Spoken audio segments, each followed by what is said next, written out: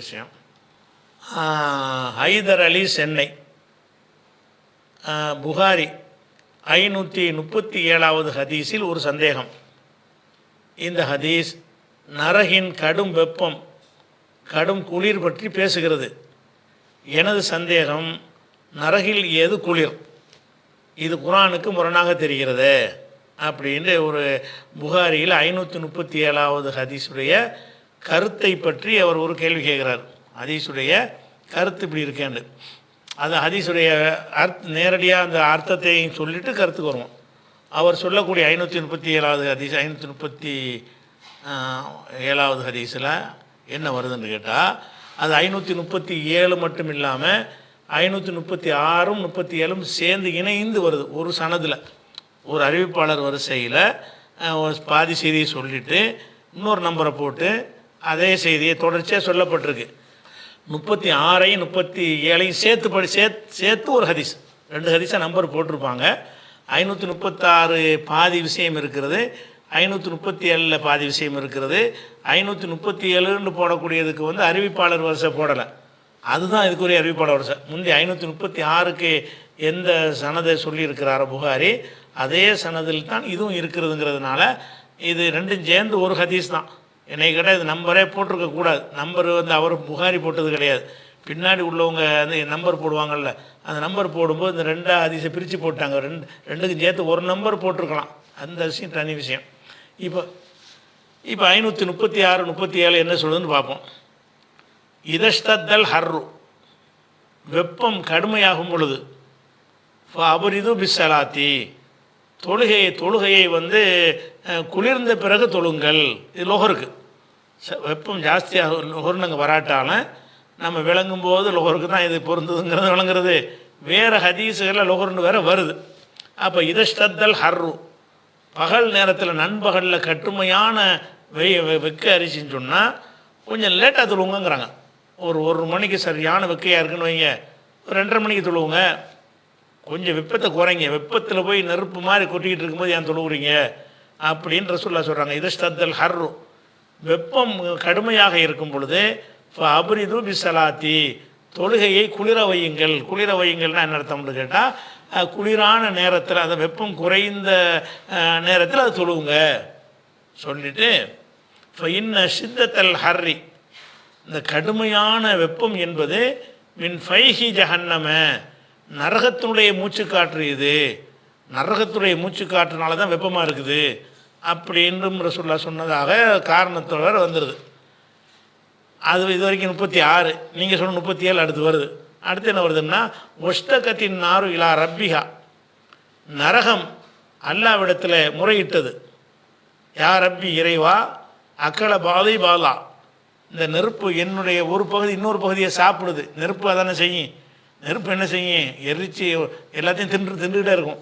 அப்போ நெருப்பு அல்லாட்ட முறையிடுதான். இப்படி அக்கல பாலை பாலா, என்னுடைய நரகமாகிய என்னுடைய ஒரு பகுதி இன்னொரு பகுதியை சாப்பிடுது. அவ்வளோ வெக்கையாக, அவ்வளோ கடுமையாக இருக்குது, கொதிக்குது அப்படின்னு அல்லாட்ட முறையிட்டுச்சான்.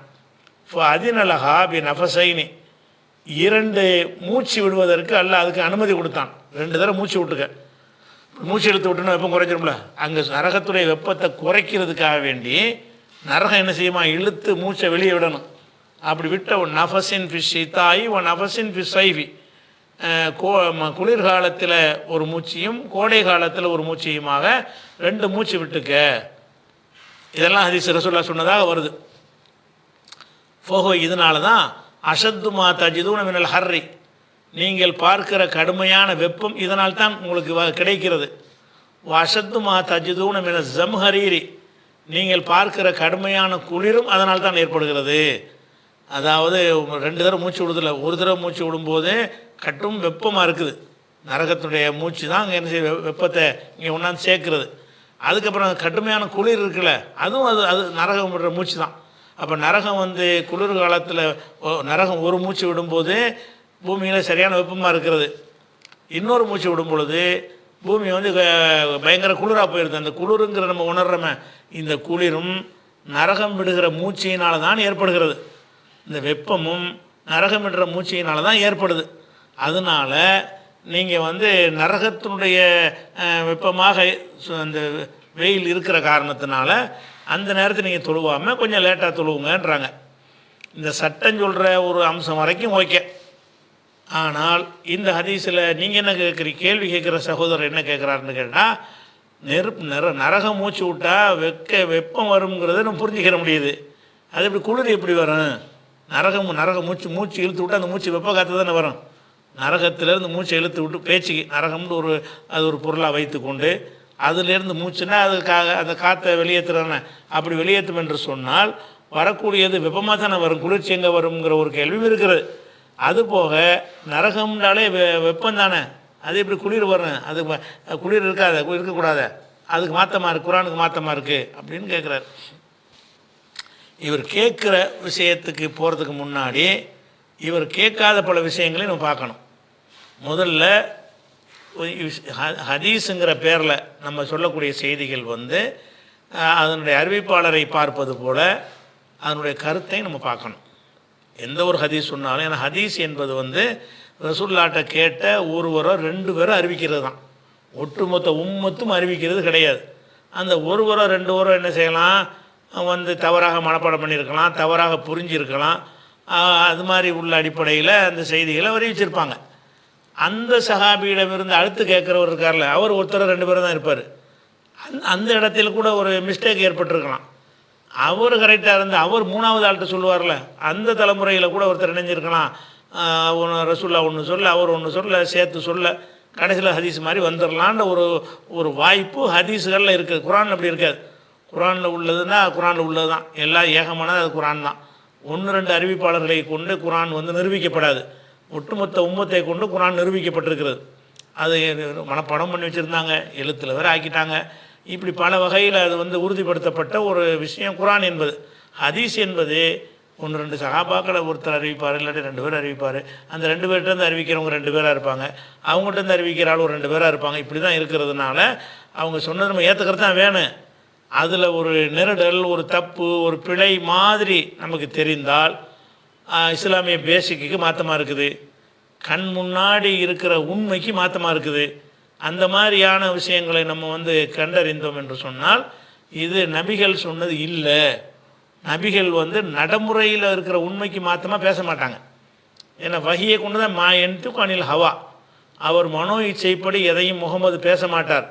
இன் ஹுவ இல்லா வஹியும் யூஹா, அறிவிக்கப்படுகிற வஹியை தவிர வேறு இல்லை. அவர் பேசுகிறது எல்லாமே வஹி, அல்லாஹ் சொல்லி தான் பேசுகிறாரு.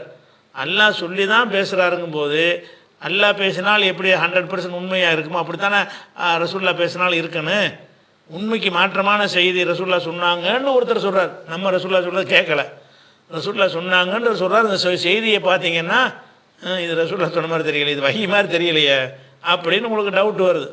அப்படி வரும் என்று சொன்னால் நம்ம வந்து என்ன செய்யணும், உண்மைக்கு எதிராக அல்லாஹ்வுடைய வார்த்தை இருக்காதுன்னு அடிப்படையை மனசில் வைத்துக்கொண்டு, குரானுக்கு எதிராக ரசூல்லா பேச மாட்டார்கள் என்பது அடிப்படையை வைத்துக்கொண்டு, இது ஏதோ ஒரு மிஸ்டேக் நமக்கு தெரியாத ஒரு மிஸ்டேக் இருக்கிறது, இது நிராகரிச்சிடணும் அப்படிங்கிற முடிவுக்கு தான் வரணும். பொதுவானது. இது குறித்து பல சந்தர்ப்பங்களில் நம்ம விரிவாக விளக்கியிருக்கிறோம். இது பற்றி நூலும் ஹதீஸ்கள் குரானுக்கு முரண்படுமா அப்படிங்கிற தலைப்பில் ஒரு நூலும் வெளியிட்டிருக்கிறோம். அந்த நூல் onlinepj.in onlinepj.in அந்த ஒரு வெப்சைட்லேயே நீங்கள் பார்க்கலாம். onlinepj.co.in இந்த வெப்சைட்லேயும் இப்போ என்ன செய்யலாம், நீங்கள் வந்து அந்த நூலை படிச்சுக்கலாம் வேணும்டா, நிறைய காரணங்களோடு விளக்கியிருக்கிறோம். இப்போ இந்த விஷயத்துக்கு வருவோம். இப்போ என்னன்னு கேட்டால், நம்ம வெப்பம் வருதுல்ல, இந்த வெப்பம் எதனால் வருது என்பது வந்து ஒரு எல்கேஜி பாடம். இந்த வெப்பம் எதனால் வருது என்பதை எல்லாரும் தெரிஞ்சு வச்சுக்கிறோம். 1ஆம் கிளாஸ்லேயே இப்போ சொல்லிக் கொடுக்க ஆரம்பிச்சிடுறாங்க. அப்போ வெப்பம் வருவதற்கு நரகங்கிறது நம்ம எங்கே இருக்குன்னு தெரியாது. நரகம் இருக்கிறது வந்து வானத்தெல்லாம் கடந்து, அதெல்லாம் மனிதன் எட்ட முடியாத தூரம். மனிதன் வந்து எட்டவே இல்லை. மனிதன் வந்து வானத்தை வந்து அவனுடைய அறிவாலும் எட்டவில்லை, ஆயுதத்தாலும் எட்டவில்லை, அவன் கருவிகளாலும் அவன் எட்டவில்லை. எங்கே இருக்குன்னே அவனு சொல்ல முடியலை. அது கீழே உள்ளதான் பார்த்துக்கிட்டு இருக்கிறோம் நம்ம. அப்போ ஒரு அந்த பல கேலக்சியை, இந்த ஒரு கேலக்சியை தாண்டி அடுத்த கேலக்சியை நம்ம எட்டலை. லட்சக்கணக்கான கேலக்ஸி இருக்குது. அந்த கேலக்ஸிலாம் முடிஞ்ச பிறகு தான் என்ன செய்யும், அந்த யூனிவர்ஸெல்லாம் முடிஞ்ச பிறகு தான் வானம் வரும். அந்த வானத்தில் 7 வானத்துக்கு கடந்து போய் அங்கே போய் தான் நரகம்ங்கிறத சொர்க்கம்ங்கிறத இருக்குது. அப்படி இருக்கும் பொழுது இந்த வெப்பம் வந்து எங்கேருந்து வருது அப்படின்னு கேட்டிங்கன்னா எல்லாருக்கும் தெரியுது சூரியன்லேருந்து வருதுங்கிறது. வெப்பம் எதனால் வருது? சூரியன்லேருந்து தான் வெப்பம் பூமிக்கு வருகிறது. கோடை காலம் எதனால் வருது? கோடை காலம் குளிர்காலம் வருவதற்கு ஏற்றவாறு அந்த பூமியவே எல்லாம் அணைஞ்சிருக்கான்னா அப்படியே அதனுடைய சுழற்சியை வந்து கிராஸாக தானே வச்சுருக்கான். 20-22 டிகிரி சாஞ்சி தானே சுற்றுது. இப்படி இருந்துச்சுன்னு சொன்னால் பூமி இப்படி தான் சாஞ்சாப்பில் சுற்றுது. அது சாஞ்சாப்பில் சுற்றுறதுனால தான் என்ன செய்கிறது, சில நேரங்களில் வெயில் சூரியனுக்கு கிட்ட போகும்போது வெக்கையாக இருக்கிறது. இப்போ இந்த சூரியன்லேருந்து விலை அதிக தூரத்துக்கு போயிடுச்சுன்னு சொன்னால் குளிராக போயிடுது என்றெல்லாம் என்ன செய்கிறாங்க, அதை வந்து கண்டுபிடிச்சு சொல்கிறாங்க. அப்போ நரகம் வந்து மூச்சு விடுறது, நரகத்தினுடைய மூச்சு இங்கே வரைக்கும் வருதா? நரக மூச்சினால் தான் இந்த வந்து இந்த பூமியில் வந்து வெப்பம் வருதான்னு பார்த்தீங்கன்னு சொன்னால் அது வந்து இல்லை. எது கண்ணு முன்னாடி இதனால தான் வருதுன்னு தெரிகிறது. கண்ணு முன்னாடி ஒரு நாளைக்கு சூரியனை உதிக்கலை, வெப்பம் இருக்காது. சரியான மழை கொட்டுன்னு கொட்டுது, வெப்பம் இருக்காது. அப்போ வெப்பம் வந்து இந்த சூரியனுடைய தாக்கத்தினால்தான் பூமியில் நம்ம வெப்பத்தை உணர்கிறோம். சரியா? அப்போ சூரியனால் தான் வெப்பத்தை நம்ம உணர்கிறோம் என்று சொன்னால் அதுக்கு மாற்றமாக வெப்பம் எதனால் உனக்கு வருது தெரியுமா? அங்கேருந்து நரகம் மூச்சு விடுறது தான் இங்கே வருதுன்னு அப்படி இருக்குமே என்று சொன்னால், நரகம்ங்கிறது நம்ம ஆன்மீக சம்மந்தப்பட்ட ஒரு விஷயமாக இருந்தாலும் இந்த வெப்பம் எதனால் வருதுங்கிறது துன்யா சம்மந்தப்பட்ட நம்ம அறிந்து கொள்கிற விஷயம் தானே. அதை நம்ம அறிந்து கொள்ள நரகத்தைங்கிறது. ஆனாலும் அது இல்லாத ஒரு காரணம் நமக்கு தெரியுது, அந்த வெப்பம் சூரியனால் தான் வருது நல்லா தெரியுது. அப்படின்னு இருக்கும் பொழுது இது வந்து அந்த ஒரு விஷயத்தை பார்க்கும்போது இது வந்து அல்லாஹ்வுடைய ரசூலின் கூற்றாக இது இருக்க முடியாது. ஒன்று. ரெண்டாவது, குளிர் காலத்தில் ஒரு மூச்சு விடுது, வெயில் காலத்தில் ஒரு மூச்சு விடுது, 2 தடவை தான் மூச்சு விடுதுன்னு அது வருது. இந்த குளிர்காலம்னு சொல்லி உலகத்தில் ஒரே சீசனாக இருக்குது. குளிர்காலம்னு சொல்கிறீங்களே, குளிர்காலம்னா உலகம் முழுசும் அது குளிர்காலமாக இருக்குமா? இருக்காது. அதாவது பூமியுடைய தென் துருவத்தின் பகுதி இருக்குல்ல, அந்த தென்பகுதியில் இருக்கக்கூடிய ஆஸ்திரேலியா, நியூசிலாந்து, தென்னாப்பிரிக்கா, அர்ஜென்டினா, சிலி இந்த மாதிரி நாடுகளில் எல்லாம் ஜூன்லேருந்து ஆகஸ்ட் வரைக்கும் குளிர்காலம் எப்படி வருது? ஜூனில் ஆரம்பிக்கு 3 மாதம், ஜூன் ஜூலை ஆகஸ்ட் 3 மாதம் குளிர். எந்த நாடுகளில்? ஆஸ்திரேலியா, நியூசிலாந்து, தென்னாப்பிரிக்கா, அர்ஜென்டினா, சிலி இந்த மாதிரி நாடுகளில் அப்படி வருது. அதே நேரத்தில் வந்து வடதுருவத்தின் வடப்பகுதியில் இருக்குல்ல, பூமி வடதுருவத்தின் பக்கத்தில் இருக்கிற கோலத்தை எடுத்துக்கிட்டிங்கன்னா இந்தியா, அமெரிக்கா, கனடா, ஐரோப்பிய நாடுகள், சீனா, ஜப்பான் இந்த நாடுகளில் எல்லாம் டிசம்பரில் இருந்து பிப்ரவரி வரைக்கும் தான் குளிர். டிசம்பரில் நம்ம இந்தியாவில் குளிராக இருக்குல்ல, டிசம்பரில் குளிராக இருக்கும், ஜனவரியில் குளிராக இருக்கும், பிப்ரவரியில் இருக்கும். அப்போ டிசம்பர், ஜனவரி, பிப்ரவரி அந்த 3 மாதம்தான் இங்கே குளிராக இருக்குது இந்தியாவில். அப்போ குளிரில் மூச்சு விட்டுருந்துச்சுன்னா உலகம் பூரா குளிராவில் இருக்குன்னு.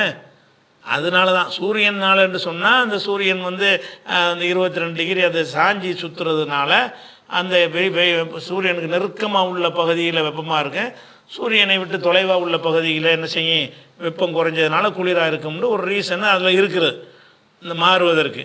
ஆனால் நரகம் மூச்சு விட்டதுனால தான் வருதுனீங்கன்னா குளிர்காலம்ன்றே ஒன்று இல்லையே, உலகம் பூரா ஒரே மாதிரியான குளிர்காலம் இல்லையே. அதே மாதிரி வந்து இதை விட்டுருங்க, துருவத்தில் எப்படி இருக்கு? துருவம் இருக்குது, வட துருவம், அதாவது பூமி சுற்றுதில்ல, பூமியில் சுத்தாத பகுதி எது? அந்த துருவம் அச்சில் மாட்டிட்டீங்கன்னா, இப்படி ஒரு அச்சில் இப்படி மாட்டிட்டேன்னு வைங்க, சுற்றி விட்டீங்கன்னு சொன்னால் நடுவில் உள்ள வேகமாக சுற்றும்.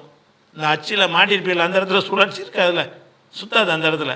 அந்த மாதிரி பூமிக்கு என்ன இருக்குதுன்னு கேட்டால் அந்த துருவ பகுதியில் சுற்றுதல் இருக்காது. நம்ம உணர முடியாத அளவில் என்ன செய்யும், அதனுடைய சுற்றுதல் இருக்கும். அதனால துருவ பகுதியில் எப்போவும் குளிராக தானே இருக்கு.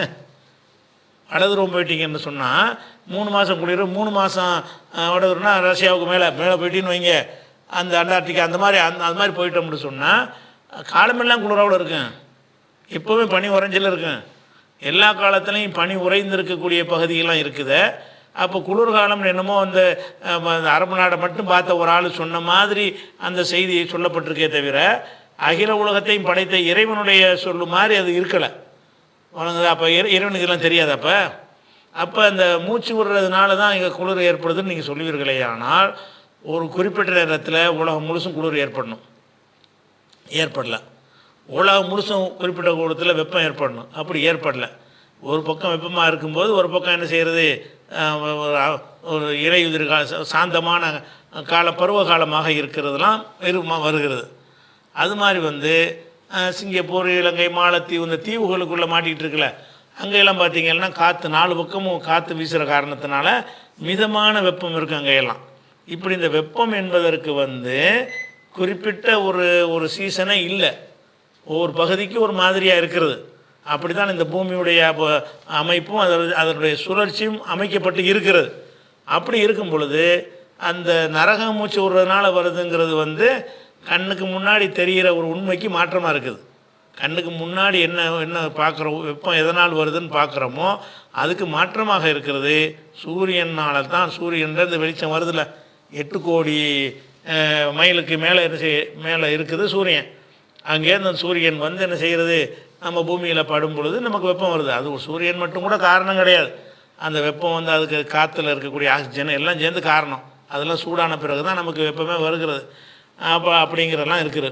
அப்போ நம்ம அந்த வெப்பத்துக்கு காரணம் என்னங்கிறத இன்றைக்கி 90% மக்கள் படிப்பறிவின் மூலமாக விளங்கி வைத்திருக்கிற ஒரு காலத்தில் இதை என்ன செய்வாங்க, என்னடா இப்படி இல்லாமல் வெயில் நேரத்தில் தொழுகை லேட்டாக தொழுகுங்கிற வரைக்கும் ஹதீஸ். அதுக்கு அதை விளங்குற சகாபி என்ன செய்வாங்க, சமயத்தில் சொந்த சரக்கை விட்டு அடிச்சிருவாங்க.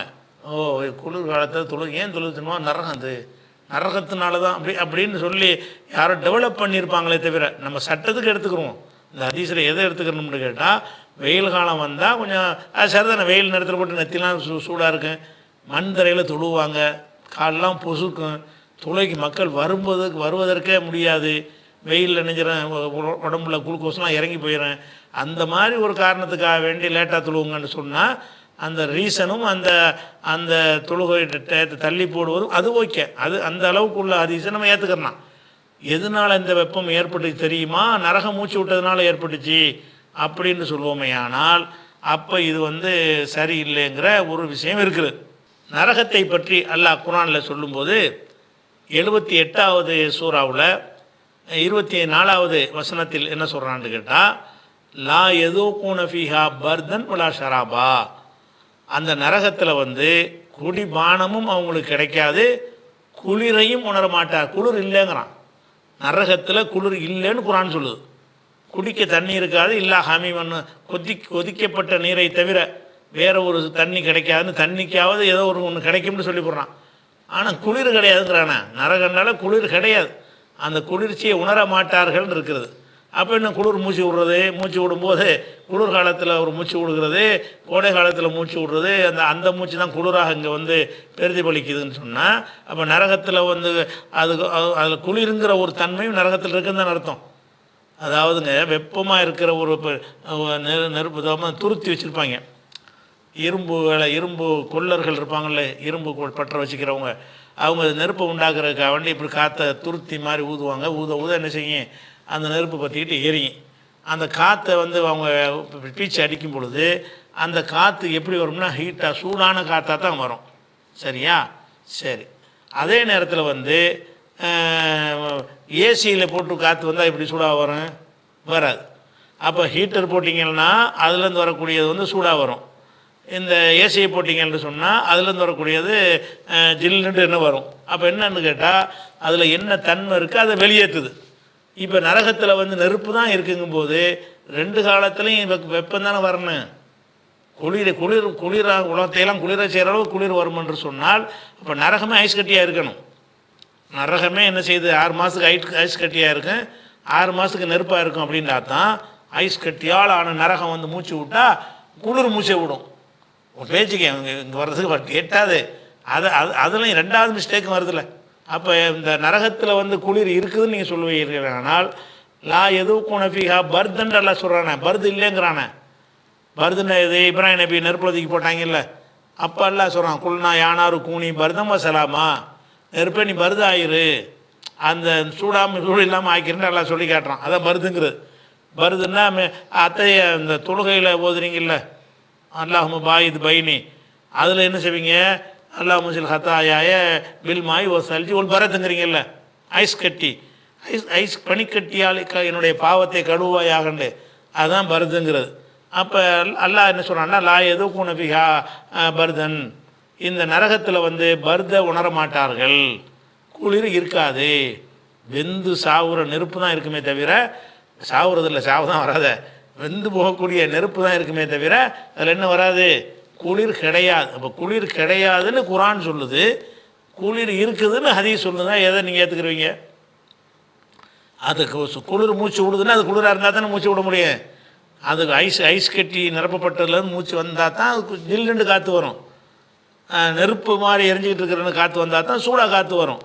அப்போ இந்த ஹதீஸில் புகாரில் தான் இருக்கிறது. இந்த மாதிரி நிறைய இந்த கருத்துப்பட உள்ள ஹதீஸ் புகாரி முஸ்லிம் எக்கச்சக்கமான இடங்களில் வருகிறது. நம்ம என்ன பண்ணோம், நெருப்பில் உலகத்தில் இதை சொல்கிற ரசூலா வந்தாங்க, வெப்பம் எதனால் வருதுன்னு இதெல்லாம் நமக்கு ஆன்மீகத்தை சொல்லித்தரக்கு வந்தாங்க. இது வெப்பம் எப்படி வருதுன்னு மனுஷன் அவன் கற்றுக்குறான், அவன் தெரிஞ்சுக்கிடுவான். அதனால் இந்த விஷயத்தை கற்றுத்தர தப்பு தப்பாக கற்றுருவாங்க. அப்போ இதை இதை கேட்டால் உங்கள் சொந்த அறிவுக்கு பொருந்தாட்டி மறுக்கிறாங்கம்பாங்க. அறிவு கொண்டு தானே மனுஷனை. அப்போ என்ன செய்யணும், சொந்த அறிவுக்கு பொருந்தாருன்னு ஏற்றுக்குருவீங்களா? இதனால தான் வருதுன்னு சொல்ல போகிறீங்களா? அப்போ குரானுக்கு பச்சையை மாற்றமாக இருக்க. அதனால் இந்த ஹதீஸில் தொழுகை நேரத்தை லொஹர் தொழுகையை லேட்டாக்குங்கள் என்பது வரைக்கும் தான் நம்ம ஏற்றுக்க முடியும். அதுக்கு சொல்கிற அந்த ரீசன் ஏற்றுக்கொள்ளத்தக்கதே கிடையாது. எந்த ஒரு பொது அறிவு உள்ளவரும் ஏற்றுக்கொள்ள முடியாது. அது குரான் அந்த மாதிரி விஷயத்தான் நான் சொல்லுது. இரவு பகல் வருவதை மாறி மாறி வருதுன்னு நல்லா சொல்கிறானே, அதுக்கெல்லாம் இந்த சூரியத்தை வச்சு தான் நல்லா சொல்கிறான். குல்லுன் ஃபி வழக்கம் எஸ்பஹூன், அனைத்தும் அதனுடைய பாதையில் நீந்தி கொண்டு இருக்கிறேங்கிறான். ஒகத்திலாஃபில் லைலி வண்ணஹார், இரவு பகல் மாறி மாறி வருவதில் சிந்திச்சு பாடுறா, உனக்கு அத்தாட்சி இருக்கும். அதை போய் எல்லாம் சிந்திக்க சொல்கிறான். இங்கே சிந்தனையை இல்லை மழுங்க செய்யுங்கிற மாதிரி இந்த செய்தி அமைந்திருக்கிறது. சிந்திச்சு பார்த்தா என்ன வழங்க, எதுக்கு இரவு வருது, எதுக்கு பகல் வருது, ஏன் பகலில் சூடாக இருக்குது, இரவுல ஏன் குளிர்ச்சியாக இருக்குன்னா அதெல்லாம் சிந்திச்சு பார்த்து வழங்குற விஷயமாகத்தான் நமக்கு எல்லாம் கற்றுத்தர்றான். அதனால இந்த ஹதீஸ் சரியான ஹதீஸ் கிடையாது. நீங்கள் இவர் கேட்டது குளிரை வச்சு மட்டும் கேட்டார். குளிர் நரகத்தில் ஏதுன்னு கேட்டார். அது சரி தான், அல்லாவே குளிர் இல்லைன்றான். அதுக்கு குரானுக்கு மாற்றம்ங்கிற ஒரு விஷயத்தோட கேள்வி கேட்ட சகோதரர் கேட்காத சில விஷயங்கள் நான் சொல்லியிருக்கிறேன்.